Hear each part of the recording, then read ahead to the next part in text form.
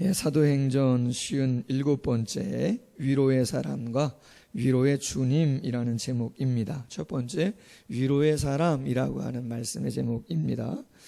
사도행전을 기록하고 있는 의사 누가는 바울의 2차 전도 여행지를 하나하나 기술해 나아가고 있습니다.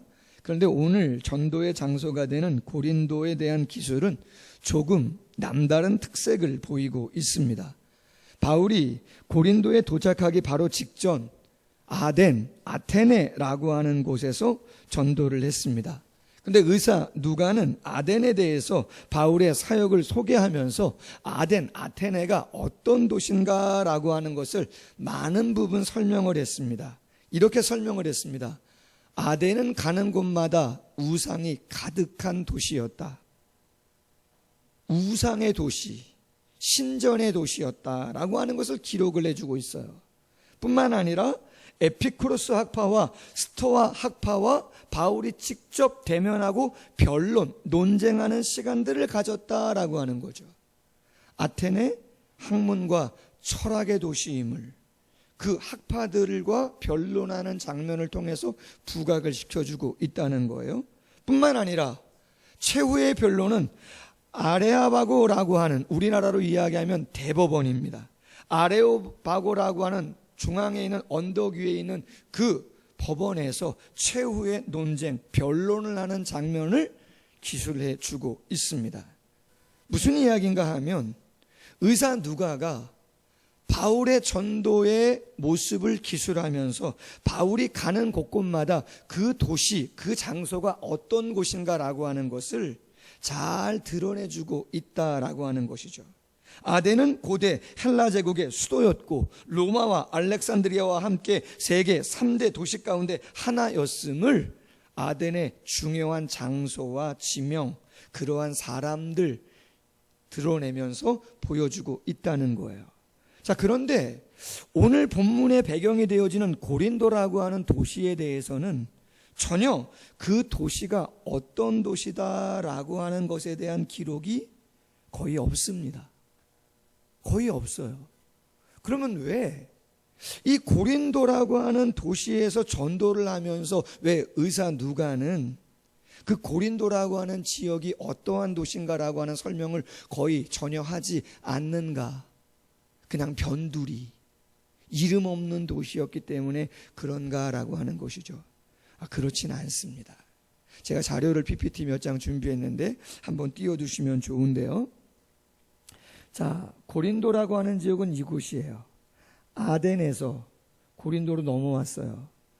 그리스, 아가야 중간 정도죠. 자, 이쪽에는 에게해가 있어요. 좌측에는 아드리아해가 있어요. 로마가 여기 있죠, 이탈리아가. 이쪽에는 아시아, 소아시아 지역이에요. 다시 말해서 고린도는 오른쪽엔 에게해를 통해서 아시아로 갈 수 있는 곳이고 왼쪽은 아드리아를 통해서 로마로 올라갈 수 있는 길목인 것이죠. 아주 중요한 도시입니다. 한번 넘겨보실래요?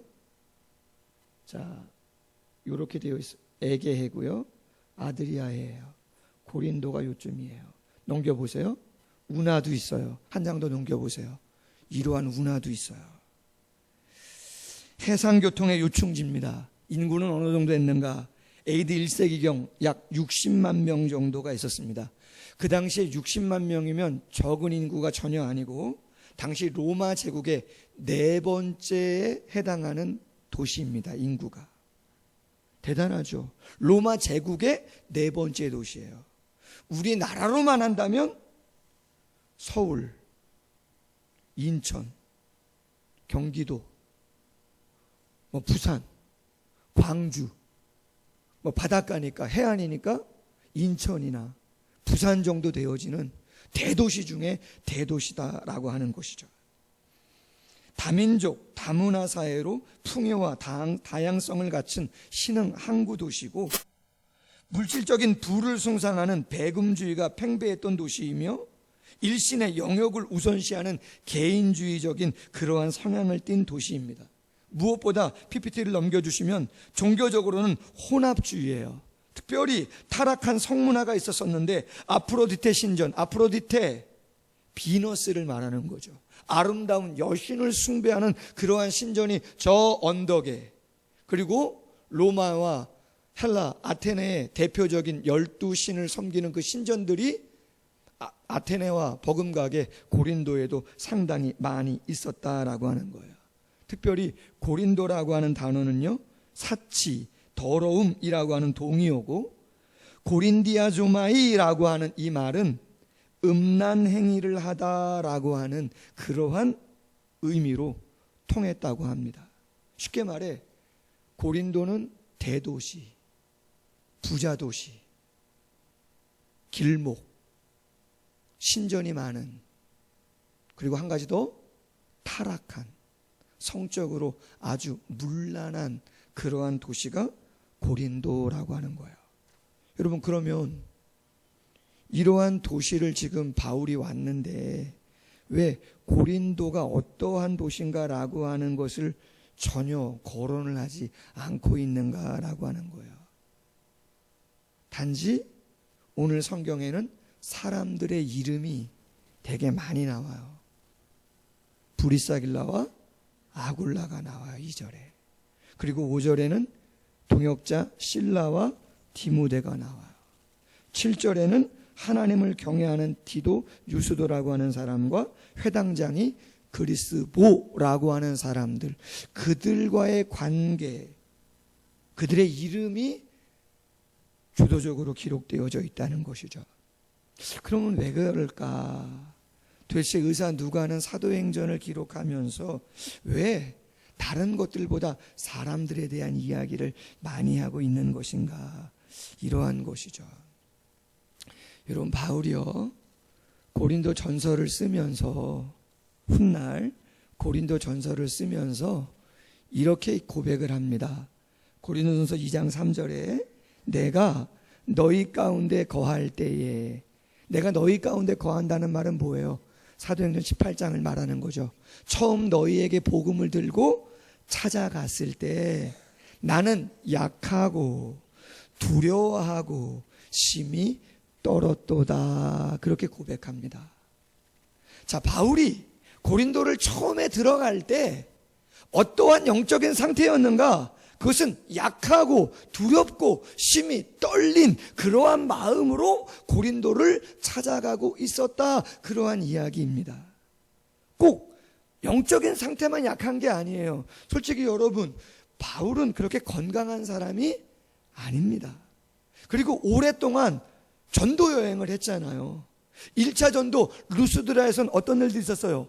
돌에 맞아가지고 거의 죽은 줄 알고 성 밖에 버려진 일도 있었어요.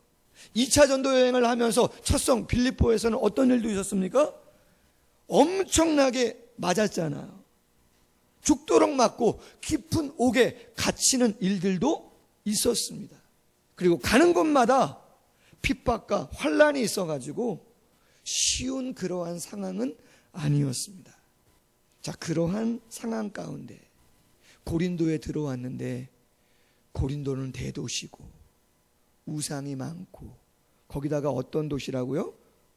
그렇죠, 성적으로 문란한 도시예요. 과연 이런 도시에 지금 혼자 왔습니다. 바울은 아직 실라와 디모데는 마게도냐, 빌립보 교회와 데살로니가 교회에서 내려오지 않았어요. 혼자 있는 거예요. 여러분, 마음이 어떻겠어요? 그렇죠, 두려움도 있고 떨리는 마음도 있는 것이죠. 그때 의사 누가는 이야기를 하고 싶은 것이죠. 상황보다 내가 어디에 있는가 보다, 얼마나 중요하고 큰 일을 감당해야 되는가라고 하는 것보다 본질적으로 먼저 중요한 것은 내 옆에 나와 함께 하는 사람이 어떤 사람인가가 더 중요한 거다라고 하는 것이죠. 아멘? 여러분, 제가 한번 말씀드렸어요. 조금 쑥스러운 이야기지만, 결혼 전에 사모를 교제하고 결혼을 결정하고 어디서 살까 방을 보러 다니고 할 때 솔직히 저는 말씀드렸잖아요. 그렇게 풍부한 가정에서 자라지 않아가지고 솔직히 개인적으로는 누가 나 좋아할까 자존감이 상당히 약했던 사람이기도 해요. 부모님이 전셋거리 그렇게 턱턱턱턱 25평 32평 쉽지 않아요. 섬겼던 교회 장로님이 봉투에 100만 원 넣으셔가지고 결혼 준비하시라 그래서 솔직히 그거 갖고 청첩장 찍고 집사람 사모 웨딩드레스 준거 마치고 그렇게 시작했어요. 정말입니다.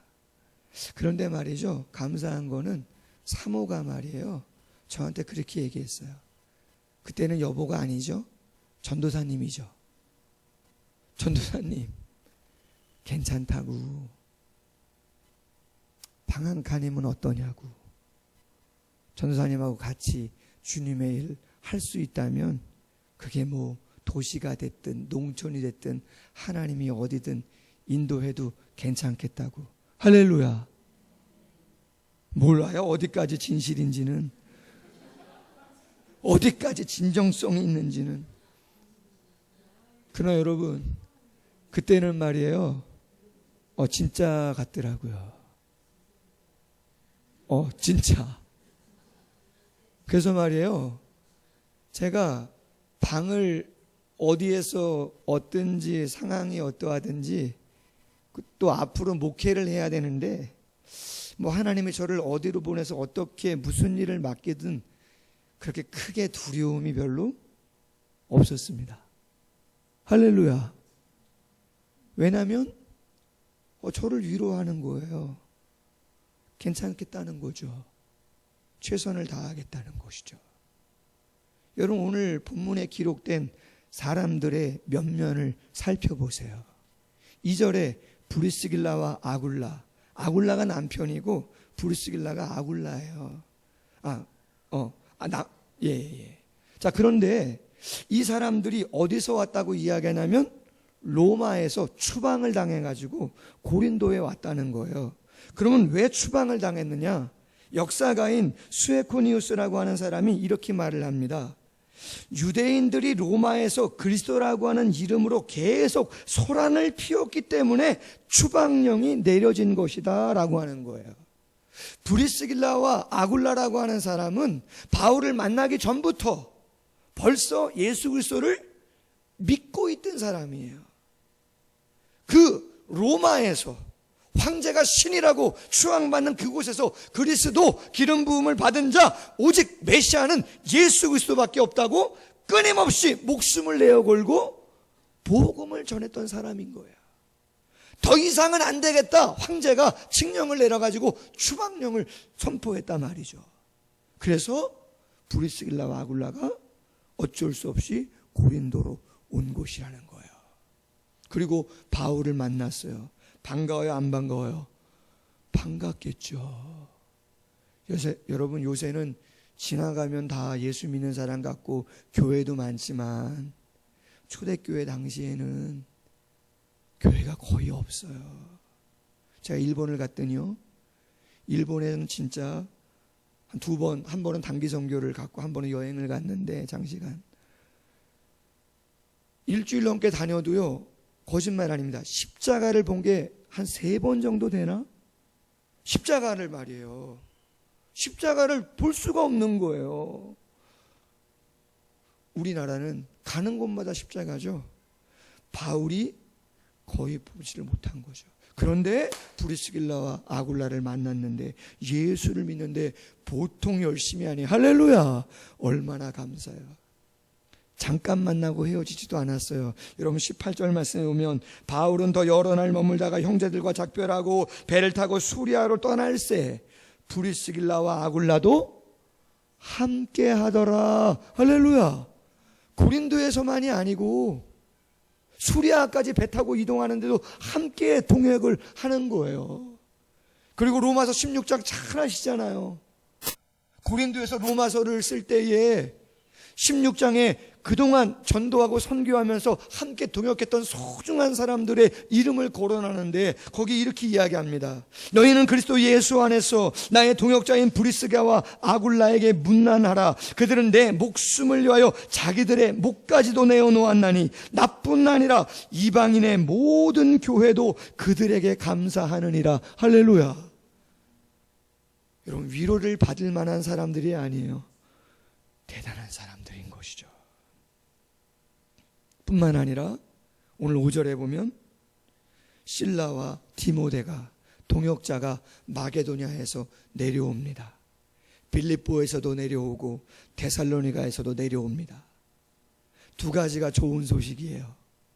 데살로니가는 믿음이 증거된 지 얼마 되지도 않았는데 핍박 가운데 성도들이 신앙생활을 열심히 하고 전도를 열심히 해서 그 마게도냐 모든 곳에 믿음의 본이 되고 좋은 소문이 퍼졌고 믿음의 역사, 사랑의 수고, 소망의 인내가 계속해서 이루어지고 있다. 할렐루야. 뿐만 아니라 빌립보에서는요, 빌립보 교회 성도들이 십시일반으로 선교 헌금을 보냈어요. 그래서 그 헌금을 가지고 와가지고 이제는 생업에 종사하는 투잡을 하는 것이 아니라 복음만 열심히 전할 수 있는 상황으로 또 바뀌어지는 전환점을 맞이하게 됩니다. 할렐루야. 데살로니가서 3장 7절에 이러므로 형제들아 우리가 모든 궁핍과 환난 가운데서 너희 믿음으로 말미암아 너희에게 위로를 받았노라. 우리가 우리 하나님 앞에서 너희로 말미암아 모든 기쁨으로 기뻐하나니 너희를 위하여 능히 어떠한 감사로 하나님께 보답을 할까 고민이 된다. 누구에게요? 데살로니가 성도들 생각하니까 위로가 되고 기쁨이 돼서 하나님이 어떻게 너희에게 보답해 주시기를 기도할지 고민이 될 정도다. 할렐루야. 제가 생각해 봅니다. 사랑을 그리는 교회도 마찬가지고 믿음의 성도님들의 가정도 다 마찬가지고 얼마나 중요한 일, 얼마나 큰 일, 얼마나 상황이 어려운가, 그것도 무시할 수 없는 일들이지만 더 중요한 것은 내 곁에 위로의 사람, 함께 할 수 있는 사람, 주님을 믿고 섬기는 그 마음으로 동역할 수 있는 사람이 있는가 없는가, 그게 더욱더 중요한 것인 줄로 믿습니다. 여러분, 다윗이 사울에게 쫓겨 죽을 고비를 많이 넘깁니다. 다 떠납니다, 다윗을. 그런데 정말 마지막까지 그 다윗과 함께 했던 사람이 요나단이라는 사람이 있죠. 이제 더 이상 이스라엘에서는 피할 데가 없어요. 망명을 해야 되는 상황이에요. 근데 마지막 진짜 사울의 본마음이 무엇인가를 마지막 또 한 번 확인하려고 하는 그러한 타이밍이 있었습니다. 사무엘상 23장 15절 이하인데 그때 요나단과 다윗이 수풀에서 만나요. 그때 요나단이 수풀에서 다윗에게 뭐라고 이야기하냐면 이렇게 이야기합니다. 다윗에게 이르러 그에게 하나님을 힘있게 의지하게 하였는데 곧 요나단이 그에게 이르기를 두려워하지 말라. 내 아버지 사울의 손이 내게 미치지 못할 것이며 너는 이스라엘의 왕이 되고 나는 내 다음이 될 것을 내 아버지 사울도 안다 하니라. 두 사람의 여호와 앞에서 언약하고 다윗은 수풀에 머물고 요나단은 자기 집으로 돌아가니라. 할렐루야. 하나님으로 힘있게 하고 두려워 말아라. 사울이 너를 해치지 못한다. 네가 이스라엘의 왕이다. 나는 그 다음이 될 것이다. 여호와께서 함께 하실 것이다. 약속하자. 할렐루야. 여러분, 다윗이 위로를 받죠. 힘을 얻죠. 끝까지 요나단은 내 편이구나. 여러분, 바라기는 우리의 삶 가운데 이런 위로의 사람이 있기를 소원합니다. 그리고 우리 자신 또한 그 누군가에게 위로의 사람으로 세워지는 모습이 있기를 주님의 이름으로 소원합니다. 두 번째 제목입니다. 위로의 주님. 오늘 6절에 보니까 이제 브리스길라 아굴라도 만났고 디모데와 실라도 내려와서 힘있게 복음을 증거하게 됩니다. 아니나 다를까 복음을 힘있게 증거했더니 어떤 일이 벌어져요? 그렇죠. 대적하는 사람들, 비방하는 무리들이 생긴 것이죠. 자, 그때 여러분 바울의 마음에 어떤 마음이 들었겠어요? 내가 루스드라에서 저 대적하고 비방하는 사람들에게 돌에 맞은 적이 있었는데, 빌립보에서는 옷이 찢기고 매를 맞고 깊은 감옥 속에 갇힌 적이 있었었는데, 또 이 고린도에서도 그러한 일이 혹시 벌어지는 거 아닌가? 내가 사업을 다시 시작하는데 실패한 경험이 있었는데, 내가 시험을 다시 보는데 떨어진 적이 있었었는데, 내가 면접을 봤었는데 예전에 여기가 아파가지고 되게 쉽지 않았었는데 또 도지는 건가? 어떡하지? 여러분 그런 생각 들어야 안 들어요? 약하죠. 근데 오늘 성경을 가만히 보십시오. 9절과 10절에 누가 찾아와요 밤에? 그렇죠. 주님이 찾아옵니다. 그날 밤에 주님이 바울을 만나 주시는 거죠. 두려워하지 말며 침묵하지 말고 말해라. 너를 대적하여 해롭게 할 자가 없을 것이다. 이 성중에 내 백성이 아주 많이 있느니라. 할렐루야. 여러분 사도행전을 쭉 읽어보세요. 앞으로 나누겠지만 두 번 더 주님께서 또 당신의 사자를 통해서 바울을 찾아오신 적이 있습니다. 언제요? 에베소에서 로마로 복음을 전하러 가야 되는데 예루살렘 성도들이 엄청난 핍박과 극심한 가난 가운데 있다고 해가지고 에베소에서 로마로 못 가고 예루살렘으로 왔어요. 구제연금을 받아가지고. 그런데 아니나 다를까 유대인들이 핍박을 해서 감옥에 갇힌 적이 있죠. 그때 그날 밤 주님이 찾아갑니다. 사도행전 23장 11절, 그날 밤에 주께서 바울 곁에 서서 이르시되 담대하라. 내가 예루살렘에서 나의 일을 증언한 것 같이 로마에서도 증언하여야 하리라. 할렐루야. 여러분 제가 약한 고백을 한번 한 적이 있어요. 수요일 날이었나? 여러분 그런 적 없나 몰라요. 사업을 하시다가 내가 사업을 여기까지만 해야 되나? 우리 아들이 우리 딸이 조금 더 잘할 수 있을 것 같은데 우리 자녀가 요 정도까지밖에 안 되는 건가? 저 사람 괜찮은 사람 같은데 좀 좋은 관계를 형성하고 유지하고 싶은데 저 사람이 나를 좀 괜찮게 봐주면 괜찮을 것 같은데 나는 마음에 드는데 그냥 관계가 단절되어야 되는 것 같은가? 그럴 때 있잖아요. 그럼 여러분 저는 어떤 마음 들겠어요? 사랑을 그리는 교회는 30명을 못 넘을 때 20명을 못 넘을 때죠. 정확히 말하면 18명을 못 넘을 때 가족들 다 왔고 지인들 다 왔고 제자들 다 왔는데 이제는 20명을 넘어가야 되는데 못 넘어가고 있을 때 50명을 넘어가야 되는데 한 2년 정도 3년 정도 계속 40명대에서 머물고 있는 거죠. 지금은요. 그렇죠. 70명대에서 60명에서 70명대 계속 머물고 있는 거죠. 그러면 홍만표 목사가 무슨 생각하고 있다고요? 여러분 너무 저를 이렇게 보지 마세요. 이런 말 하지 말라 그러시는데 누가? 아니요 여러분 똑같습니다. 사람은 똑같습니다. 제가 이틀 전에 기독교 방송을 보았는데요. 유명한 목사님들이 쭉 나오시더라고요. 여기도 돌려보고 저기도 돌려보고 이름만 되면 다 아는 교회 목사님들이 나오시는데 한 3분의 설교를 제가 들어봤거든요. 그런데 말이죠. 여기 서 있는 저나 그 교회에 있는 목사님이나 우리 노예의 미자리 교회 100교회가 조금 더 되는데 50개 60개 교회의 목사님들이나 어려운 일 앞에서는 사람은 다 똑같습니다. 아멘.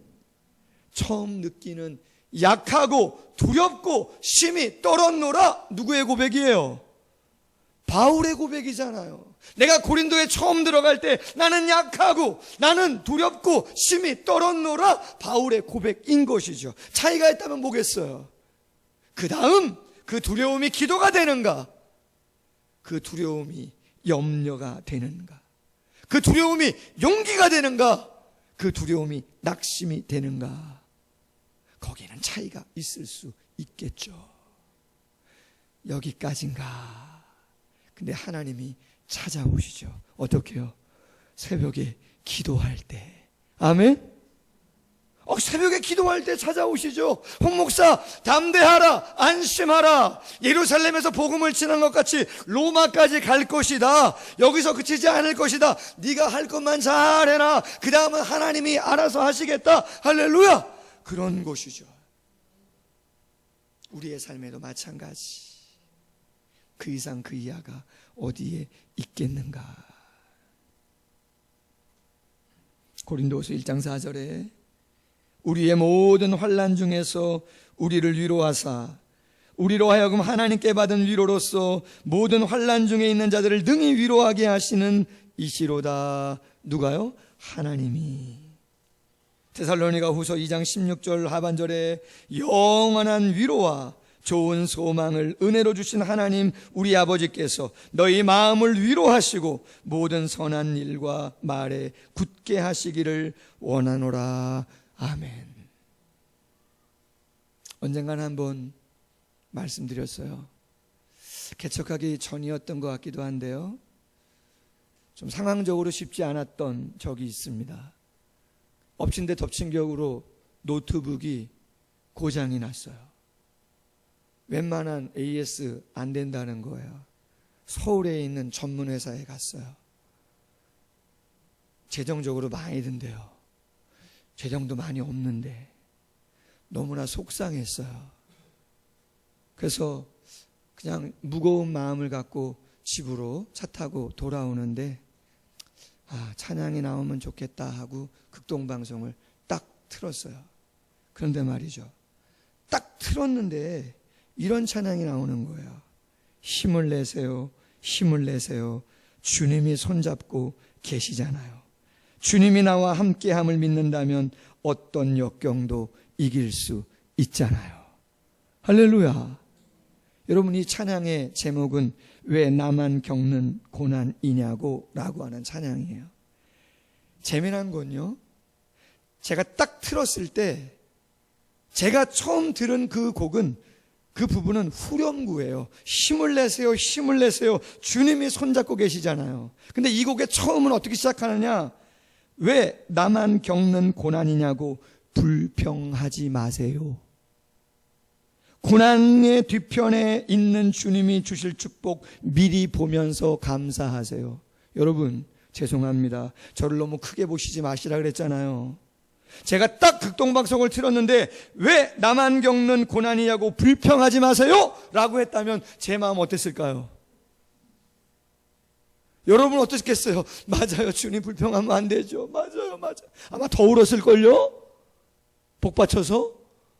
그런데 말이죠, 찬양을 딱 들었더니 힘을 내세요, 힘을 내세요. 주님이 손잡고 계시잖아요. 할렐루야.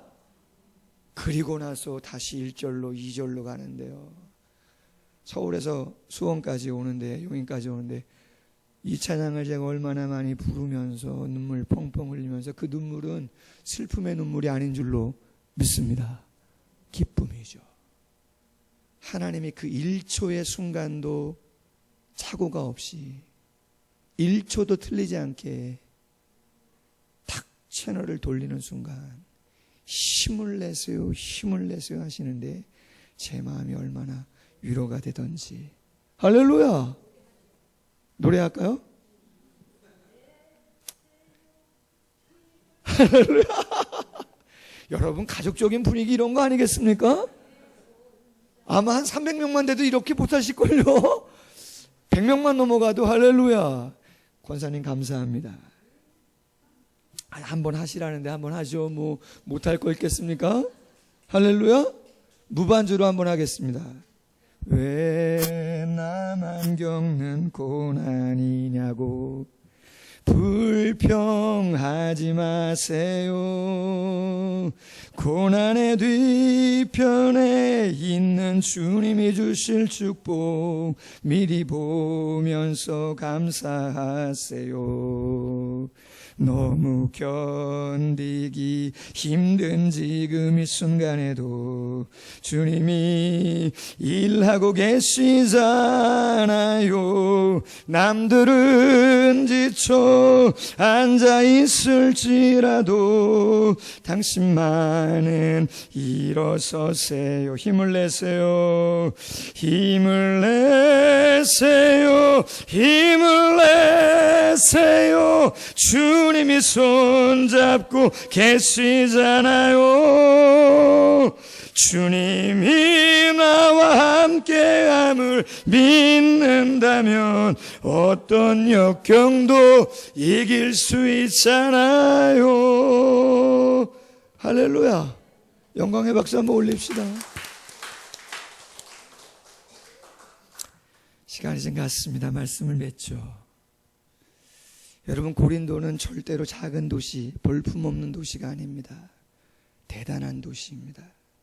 우상과 신전이 또한 음란과 방탕이 지배하는 그런 도시. 약하고 두렵고 심히 떨었다. 의사 누가는 다른 걸 기록하지 않아요. 그럼에도 불구하고 가장 소중한 사람, 바울 곁에 누가 있었나, 어떻게 함께 있는가를 기록해 줍니다.